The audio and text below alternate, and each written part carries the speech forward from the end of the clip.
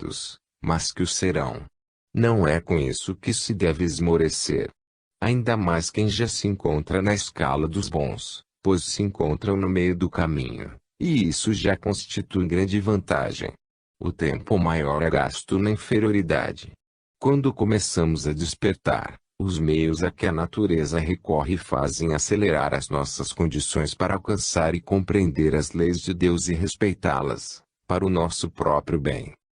A alma, para conquistar a perfeição, haverá de conhecer todas as coisas referentes ao amor e à sabedoria, dominar todas as emoções onde elas surgirem e, como prêmio, receberá tranquilidade de consciência em todos os aspectos. O espírito, na pureza em que a falamos, não tem mais nada que aprender na terra. Em sua estrutura espiritual, atrofia-se a razão, para florescer, em seu lugar, a intuição. Não precisa raciocinar para conhecer, porque lá conhece. A terra está cheia de espíritos da terceira ordem, e bastante da segunda, porém, os de primeira ordem vêm, por misericórdia, a ela, como bênção de Deus, para abençoar os de boa vontade e fortalecê-los cada vez mais no bem que pretendem fazer. Pode-se observar como cresceu a fraternidade na terra, como houve um grande impulso de caridade entre os homens, e foi por esse crescimento que as trevas se arvoraram no orgulho e no egoísmo, onde se vê o aumento das guerras fratricidas, os assaltos e o crime, que são realizações normais da inferioridade, quando nota a preponderância da luz. Nada está piorando nas civilizações que ocupam a Terra. Isso é normal em todo fechamento de ciclo, para abrir outro, despertando a potencialidade dos corações que vão viver e dirigir materialmente os destinos dos povos, sob a influência dos espíritos superiores, em nome de Cristo, que dirige os destinos dos espíritos até a consumação dos séculos. Os espíritos bons passarão a ser espíritos puros na forja do tempo e nas bênçãos da dor. Verifiquemos o quanto Deus é bom. A ajuda visível de nosso Senhor Jesus Cristo, por todos os meios, na sustentação da vida, tem adiado muitas catástrofes por causa de alguns que estão aprendendo a amar e se exercitando na caridade. Pedimos que continuem, porque enquanto houver alguma luz acesa, ela dominará as trevas e afastará o monstro de todas as discórdias. Que os espíritos bons, encarnados e desencarnados, possam se tornar melhores, de forma que os melhores possam orientar-se no equilíbrio, favorecendo a todos na conquista do amor verdadeiro e santo. Capítulo 48, Livro dos Espíritos, Questão 99, Espíritos Inferiores. Essa é uma categoria de espíritos que nunca podemos determinar dentro de uma só espécie. Existe nela variedade de sentimentos, como de posição na escala de elevação espiritual, contudo, são almas ainda inferiores que desconhecem o valor do bem, e não sentem tendência alguma para a caridade. Antes, procuram menosprezar o bem e mesmo atrapalhar quem começa a melhorar as suas condições de benevolência. São espíritos zombeteiros, brincalhões e muitas vezes, maus, mentirosos, egoístas e orgulhosos. Adoram discussões, por saberem que as irritações que fervem nas ideias incompatíveis desarmonizam o ambiente. Por esses sentimentos inferiores, os sensitivos passam a conhecer quem está se aproximando das suas faculdades e devem corrigir e desconfiar dos seus próprios procedimentos. Os espíritos inferiores dominam grande parte dos homens na Terra, em todas as suas atividades, na política, na ciência e na religião são onde eles mais atuam, encontrando médiuns que com eles se afinam completamente, sem desconfiarem da existência dessas companhias indesejadas. São falanges espraiadas em todo o globo, e infelizmente encontramos muitos deles nos lares onde se vê muita discórdia e mesmo separações. É nesse sentido, de desativar essas falanges de espíritos inferiores e educá-los, que aconselhamos o culto do Evangelho no lar, força poderosa, capaz de devolver a paz entre os irmãos, que aceitaram viver juntos. As organizações de caridade são também muito atuadas por eles, que não têm outro serviço, a não ser perturbar os ambientes que desejam e trabalham para a paz. O melhor remédio para a defesa dessas entidades é a educação individual. Cada espírito, encarnado e desencarnado, deve praticar a autoeducação, não entrando em sintonia com essas entidades malfeitoras. É o evangelho vivido, e não somente pregado, como se vê em todo o mundo. Os nossos pensamentos podem ser um ninho de espíritos inferiores, como a boca depende do uso que fazemos das nossas faculdades.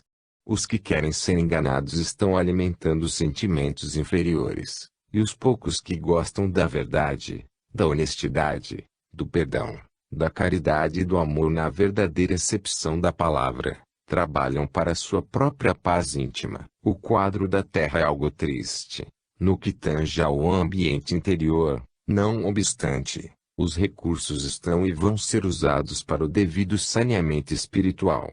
Cabe a nós outros, já despertados para o bem comum, fazer parte daqueles que saiam a semear com Jesus, sem reclamar, sem exigir e sem blasfemar, para que não percam as sementes de luz deitadas nas leiras dos corações. A última categoria dos espíritos não se compõe de almas totalmente más, no sentido da palavra expressa, mas que carregam consigo toda a espécie de deturpação da verdade. O seu ambiente constitui um ninho de serpentes, de todas as más qualidades que se possa imaginar. Entretanto, são irmãos que precisam da nossa assistência, mas, ao dá-la, é sempre bom nos lembrar da advertência de nosso Senhor Jesus Cristo, quando nos fala, vigiai e orai. Muitos deles confundem-se com os encarnados, pelas aparências de sentimentos, mas a doutrina espírita, na feição do Evangelho redivivo, está no mundo para limpar a ira das nações e colocá-las à frente de todas as decisões que possam tomar a palavra e a vivência daquilo que conheces pelo nome de amor. Capítulo 49, Livro dos Espíritos, Questão 100, Escala Espírita. A escala espírita não é definitiva, nem muda nada nas leis naturais de Deus. É qual a flora e a fauna na organização dos homens, não passa de um sistema de classificação das plantas e dos animais em qualquer lugar na Terra. Dividindo o reino das almas em 3 dimensões, ficaremos conhecendo a qual pertencemos, pelos impulsos que nos assaltam e os sentimentos que nos envolvem mesmo em espírito, estando livres de quaisquer, pelas humanas, ou ordem que porventura nos seja dada, partindo da terra ou dos nossos companheiros espirituais. Isso é para que se possa ter uma ideia sobre a que faixa pertencem os espíritos, tirando uma base pelas suas intenções e, certamente, pelos seus pensamentos. Sabemos que todos desejamos pertencer à classe dos puros espíritos. No entanto, tal fato depende primeiramente de Deus e, depois, de nós mesmos. Vamos buscar no Evangelho o melhor entendimento para esse assunto, quando Jesus responde à mãe de Tiago e João ao desejar ela que o Mestre colocasse seus filhos ao seu lado. Vejamos a sua resposta: bebereis o meu cálice? Mas, assentar-se à minha direita ou à minha esquerda não me compete concedê-lo, é porém, para aqueles a quem está reservado por meu Pai. Marcos, capítulo 10, versículos 38 a 40. E quando depende de Deus, depende de cada criatura, de esforço e da posição que já conquistou no avanço do tempo. Enquanto esse tempo não chegar, passaremos por todas as provas que nos levam ao despertamento espiritual, ao amadurecimento dos dons espirituais.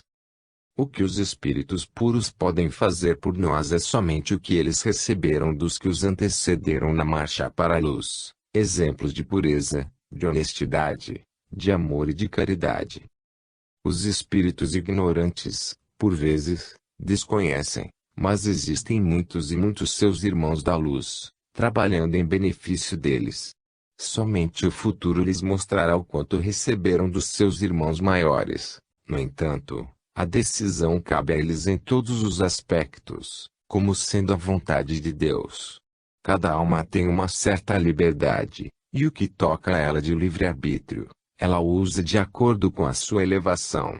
Eis aí a escala que funciona dentro da sua escala, lhe dando toda assistência, de modo a compreender e seguir o seu próprio caminho. Somos todos iguais, sabemos disso, porém, situados em lugares diferentes e com idades variáveis diante do nosso Pai. Somos como frutos da grande árvore, Deus, e como os frutos de uma árvore não amadurecem de uma só vez, assim são os espíritos, mas nenhum se perde. Como filhos de um Pai de amor, não haverá órfãos. Novamente falamos em escala espírita, para teres uma ideia e te esforçares no aprimoramento, cultivando todas as virtudes e desenvolvendo todos os dons do saber. O que interessa ao espírito já consciente da verdade é se libertar da ignorância, porque onde existe ignorância, existem dor e problemas sem conta. Os espíritos superiores não se incomodam com as classificações dos homens, em nenhuma fase do viver, quer seja na sociedade, política ou mesmo religião. Eles são o que verdadeiramente são. Os inferiores ainda se apegam a velhos tabus, como sejam os de pureza de sangue, raça e preconceitos. E, ainda mais, são apegados aos bens materiais que, ao invés de ajudá-los no grande trajeto para o lado de Jesus, crucifica-os no lenho da consciência. Capítulo 50, Livro dos Espíritos, Questão 101, Espíritos Imperfeitos. Essa classe de espíritos a que o Livro dos Espíritos chama de espíritos imperfeitos, é de uma extensão imensurável na Terra. Dela fazem parte tipos diferentes de entidades, com sentimentos variáveis do mal. Desde o brincalhão até o belicoso, que ora faz parte de todos os movimentos das armas em todo o mundo, investidos com a capa de defesa e de justiça. Pode-se observar que, de vez em quando, aparecem na mente pensamentos indesejados, que o bom senso fala não terem nascido dos próprios sentimentos. Eles vêm de alguma classe desses espíritos inferiores, porque lhes sobra muito tempo e a prática lhes devolveu a razão, para a perturbação na comunidade da Terra. Ignoram que são sementes que eles deverão colher mais cedo ou mais tarde, no mesmo ambiente em que os semearam. Pelos pensamentos que surgem na mente pode-se, portanto, analisar de onde eles vieram, qual a fonte que os estruturou. A palavra imperfeição é usada por limitação de nosso vocabulário, em se tratando dessa modalidade de espíritos, porque Deus, sendo perfeito, não iria fazer algo imperfeito. Poderíamos tratá-los por espíritos primitivos, cujas faculdades ainda dormem, mas que serão despertadas à luz do sol divino. Há uma variedade dessas entidades por todo o mundo, e as variações se ajustam em cada país, de acordo com as leis que as atraem por afinidade. Os espíritos chamados de inferiores não têm, evidentemente, completa culpa de serem assim, observando o despertamento gradativo das almas. E esse empuxo espiritual constitui uma lei. Contudo, fica em nossas mãos aproveitar a luzinha que for nascendo em nosso coração, para o nosso próprio bem, e essa luz nascente que o mundo espiritual se dispôs, em nome do Criador, alimentar, para que o candidato desperte e se conscientize dos seus próprios deveres ante seus compromissos. A palavra despertar é muito adequada para essas entidades, porque Deus, na sua criação universal, nada esqueceu ao criar os espíritos. Em todos nós existem todas as qualidades espirituais, esperando o tempo e a nossa compreensão para crescer, como cresceram os anjos. Estes também vieram de onde viemos, como partimos do mesmo ambiente divino dos espíritos primitivos. É muito importante a afirmativa dos espíritos em O Livro dos Espíritos, de que Deus nos criou simples e ignorantes. Mas, acrescentamos, com todos os valores em estado latente que, a qualquer momento, acordam para a felicidade porque foram criados. O índio ou o bugre têm as mesmas qualidades dos santos e dos sábios, e recebem de Deus as mesmas bênçãos. A diferença é que os primeiros dormem, e os segundos já acordaram e conheceram a verdade que os libertou. A Terra passa por um período de provações difíceis, por estar sob a influência de espíritos trevosos, em quantidades maiores que os espíritos bons, da segunda classe.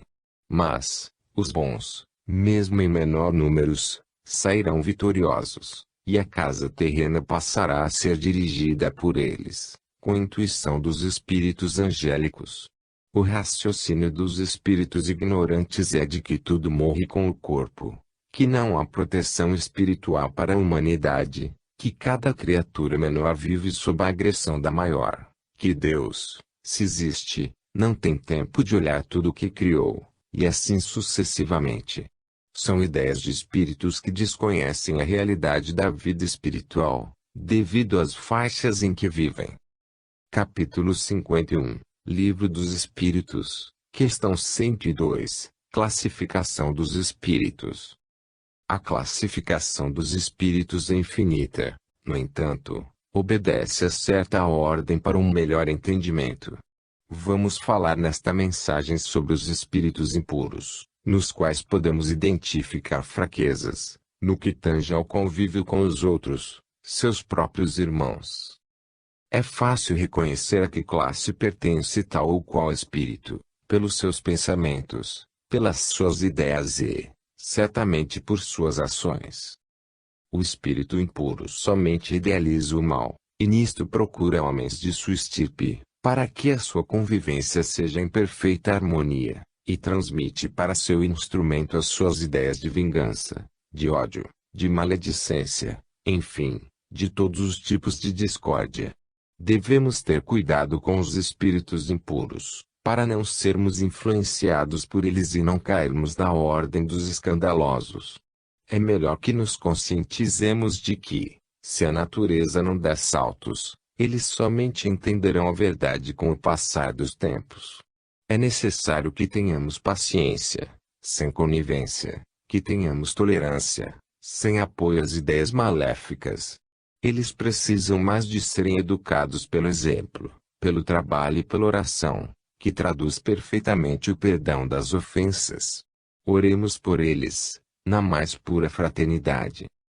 A terra está cheia de espíritos dessa classe, pois nela predomina sempre o mal, por existirem mais espíritos impuros que espíritos elevados. Aos trabalhadores da verdade, nós pedimos que não esmoreçam na luta, porque a luz sempre espanca as trevas. Vamos amar a Deus sobre todas as coisas e ao próximo como a nós mesmos, seja qual for esse próximo, porque no passar dos dias e anos, os espíritos que sejam da mais baixa escala, mudarão e despertarão para a luz do entendimento.